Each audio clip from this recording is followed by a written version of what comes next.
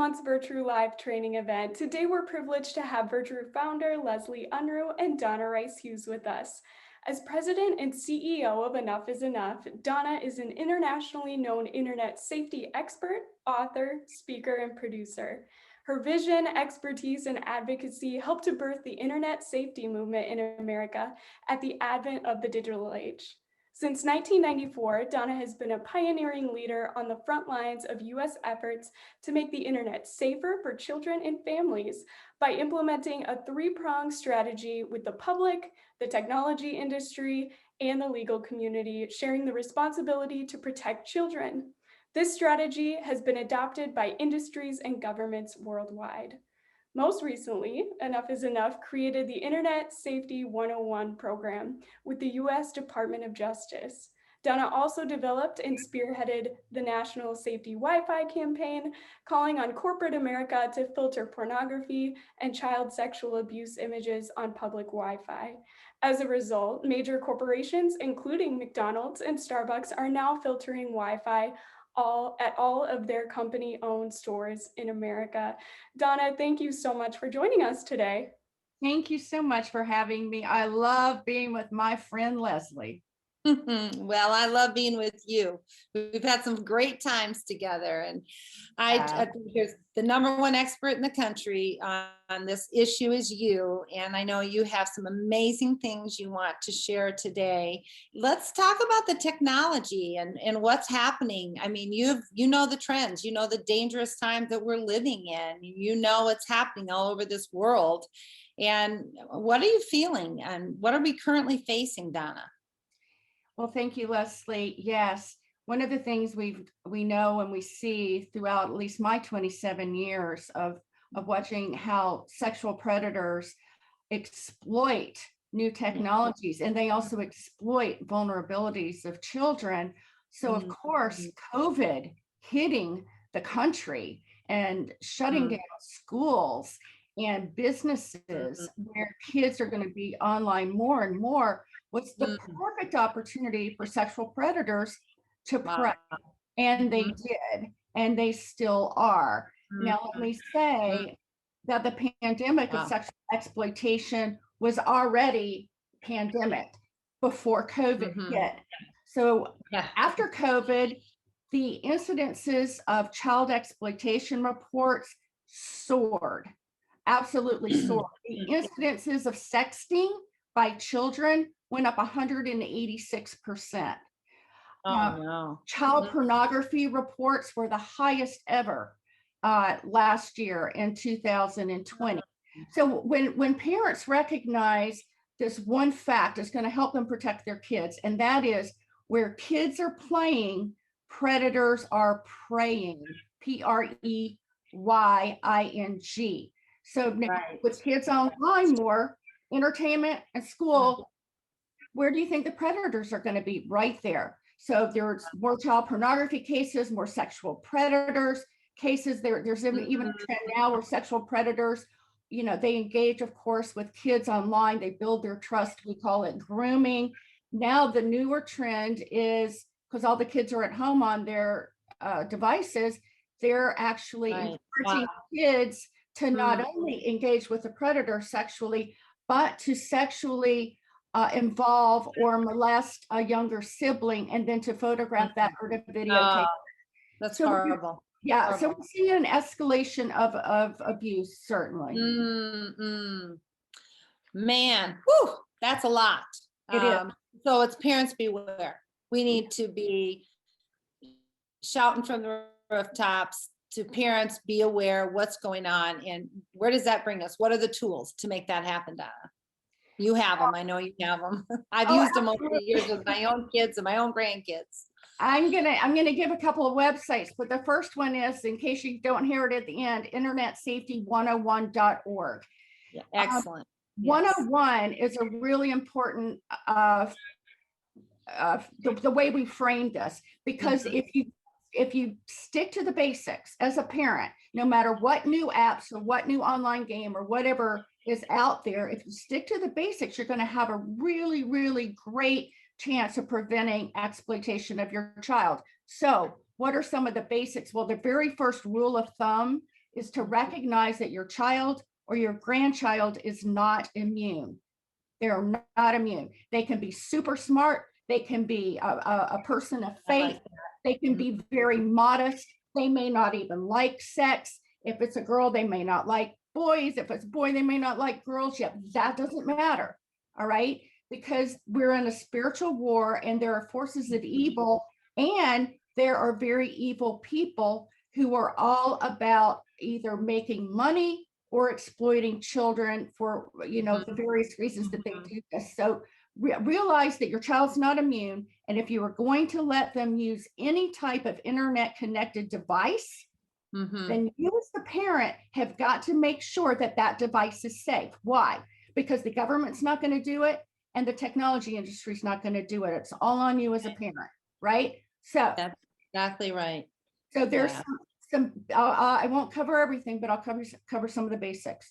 There are multiple devices, all right? So if it's internet connected, then your child's in danger. So it can be an online gaming system like an Xbox or a PlayStation, certainly the laptop or the computer, the smartphone. So these are very common internet enabled devices. So when you get them out of the box, there are no parental control tools turned on. So you as the parent have got to turn those on, right? So we're going to go through some tools really quickly. You want to make sure you have filters on. Now, if you've got a young child, in my opinion, I don't even recommend you let them on the internet. What you can do is you can go to a white list of safety, just safe sites or sites that you approve of. Okay, so but once you open up the internet, they're going to get all the good that's out there and all the bad. So once you do that, then you want to make sure you've got your filters on. And I recommend at the very highest setting. Number two, you want to turn on monitoring technology as well. And most of your parental control tools will have all of these features. So that will help you see where your kids are attempting to go, even if they're trying to get to some place that you have filtered. That's an important piece of information for you as the parent. The other is time controls. We all know that kids are spending way too much time online, too much screen time is causing all kinds of issues, depression, anxiety, et cetera, et cetera. So I recommend that per child, you can determine how much screen time little Amy gets as opposed to how much screen time Bobby gets, who's 16. All right. So that the tools let you do that. So there are multiple things you can do. If it's a smartphone, you can allow apps or you can disallow apps. You can allow chat, you can disallow chat. So these are things that are particularly important. Those are some of the tools, just some of the basic tools. But when you say young child, what is young? What ages are you talking about? Well, we'll realize, first of all, Leslie, a lot of parents are letting their 2 and 3-year-olds on their smartphones to entertain them. Okay? So that it can be that young. So I had a 1-year-old grandchild once sitting on my lap, and he was screaming bloody murder, and he grabs my phone. I'm looking at my phone to call his parents, and he reaches out his little finger on my phone and starts scrolling at 1 year old. And right? They know. Yes. They know. So be very, very careful. So even if it's your own device and you think you are watching everything, their little fingers and their little curiosity is all over the place. So you want to make sure that even your device, if you let your child use it, is safe and locked down. But Leslie, I want to cover a couple of things on what I call the rules, because we have rules and tools. The rules are the common sense measures that you as the parent need to implement. Okay, so number one, spend time online with your child regularly. Ask them questions regularly. Have ongoing communications. You want to be talking to them about what they're doing, not in a spy mode, not in a I don't trust you mode, but in a this is a device that I paid for. It's yours. It's not a toy. There are good people out there. There's good content. There's also bad people and bad content. So I'm going to put some controls around this so that you're safe, so that you can enjoy this technology, but that I make sure that you are safe while you are using it. So this is really important. And if you let your kids on social media networks, And I recommend under 13, they're not supposed to be on there anyway, but they can lie about that. So, and they do just change their dates of their birthday. Yeah. So, Wow. but go on those social media sites, if it's Instagram or whatever, YouTube, go there, find out what that environment is like, and then decide if you want your child to be able to be in that social media network. And if you do think it's okay, then you should also join that network and just watch what's going on. Also look at their devices. If they're gaming, you know, when you have a game on, a kid can put on their headphones and they can be talking to people in real time. Predators love online gaming. They've got lots of ways to engage with kids. Oh my. Yeah, it's all on our website. You can go there. The information is free. Sign up for our newsletter because we're sending out information all the time of what's safe, what's not, what to be careful for. Yeah. Great information.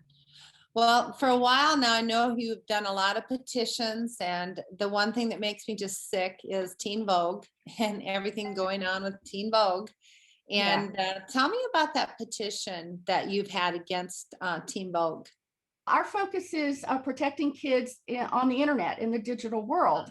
And Teen Vogue came to our attention a number of years ago when they put out a safe anal sex guide. Think about that, safe anal sex. They called it Anal Sex 101. And I went, are you kidding me? Well, then because they've got a website that's online, I said, okay, we got to get involved in this to let parents know that what the daughter publication of Vogue magazine, which I happen to like Vogue magazine, not safe.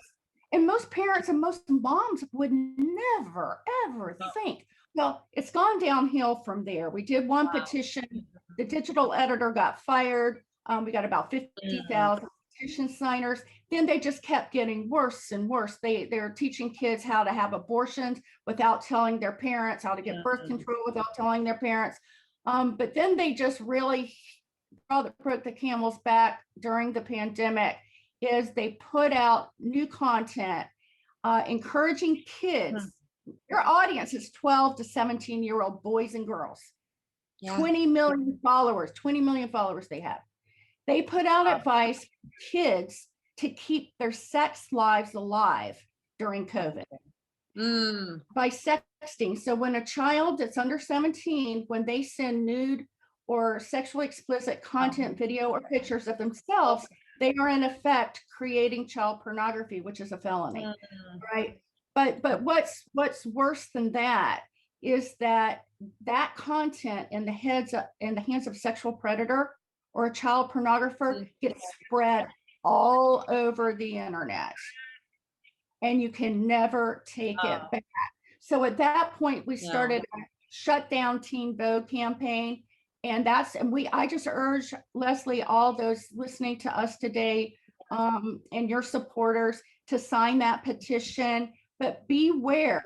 Your filters may not be blocking teenvogue.com. So if they're not, you need to go ahead and blacklist that site. Yeah. Well, you know, Donna, you and I both have been working for decades in this field. We go way back.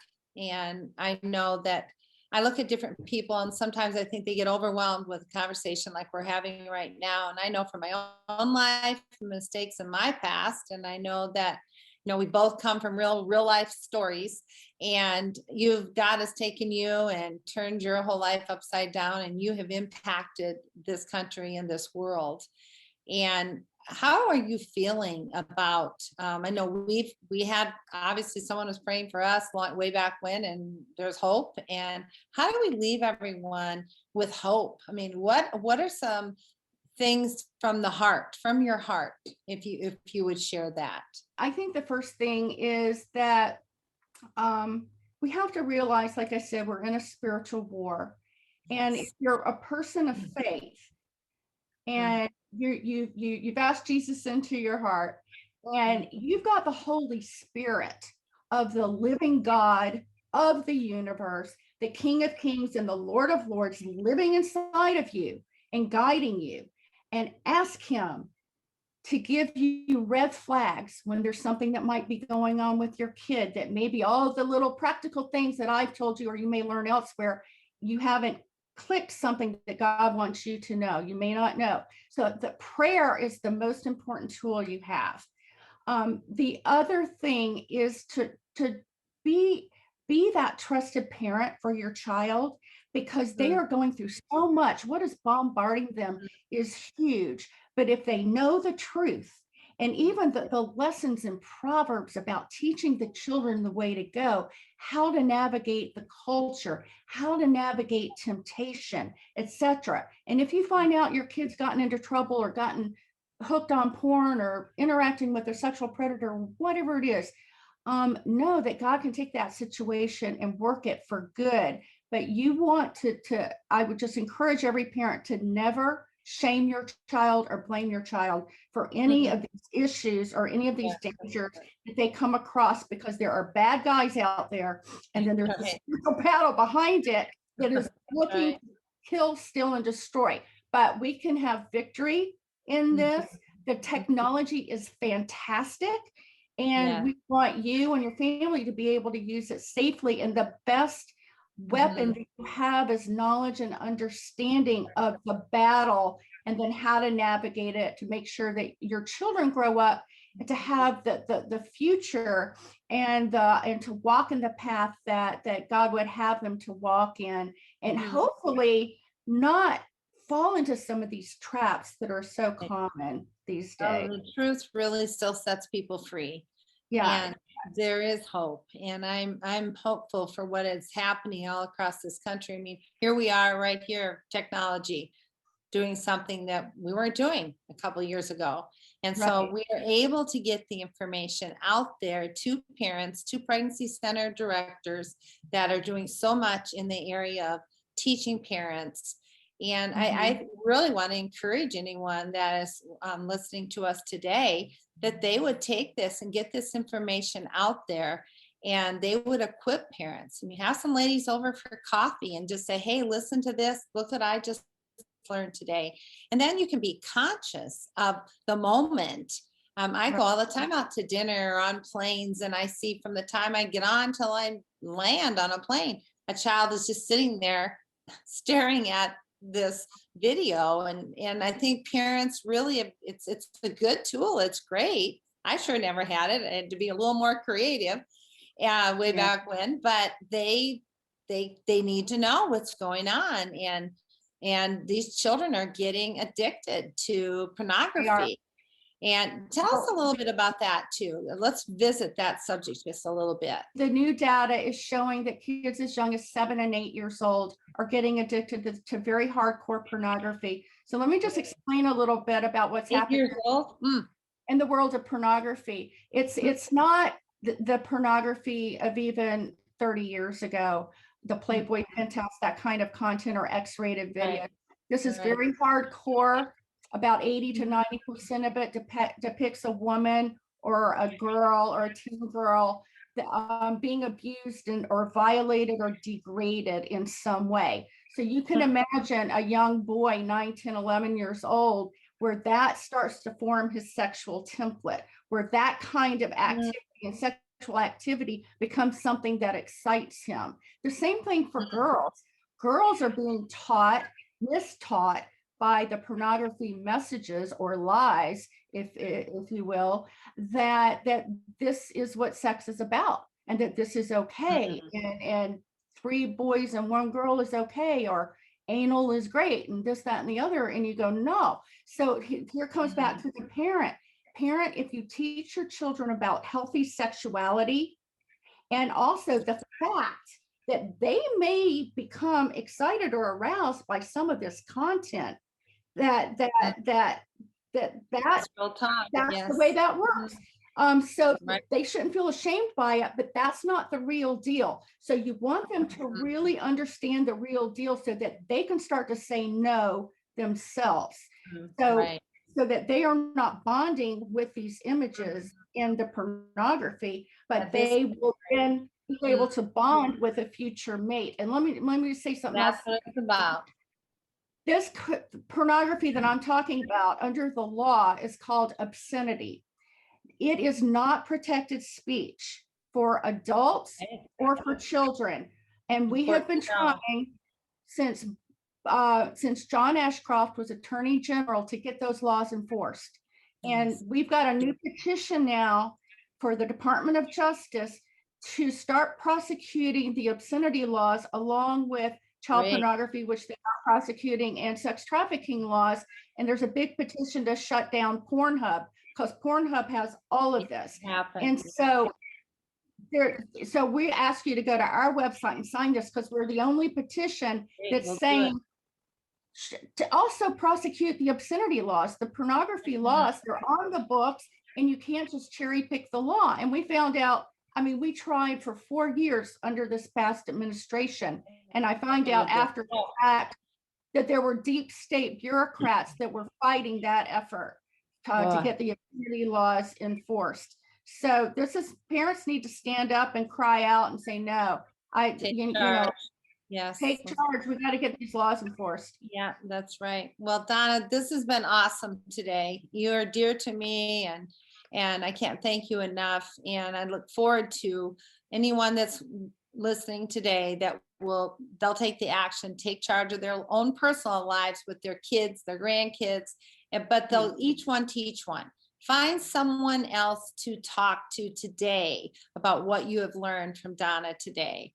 And go online, go to her website, go to the National Abstinence Clearinghouse website, and go to the Virtue website and learn more and get more information. Thank you, Donna. You are one of my favorites and one of God's too. I know it. Thank you. Donna and Leslie, thank you again for joining us today. And for those of you attending, thank you for carving out time to further educate yourself. If you have additional questions, please don't hesitate to reach out to our team via email. You can reach us at info@myvirtue.org. You can also give us a call at 605-335-1927. Thanks again for joining us, and God bless.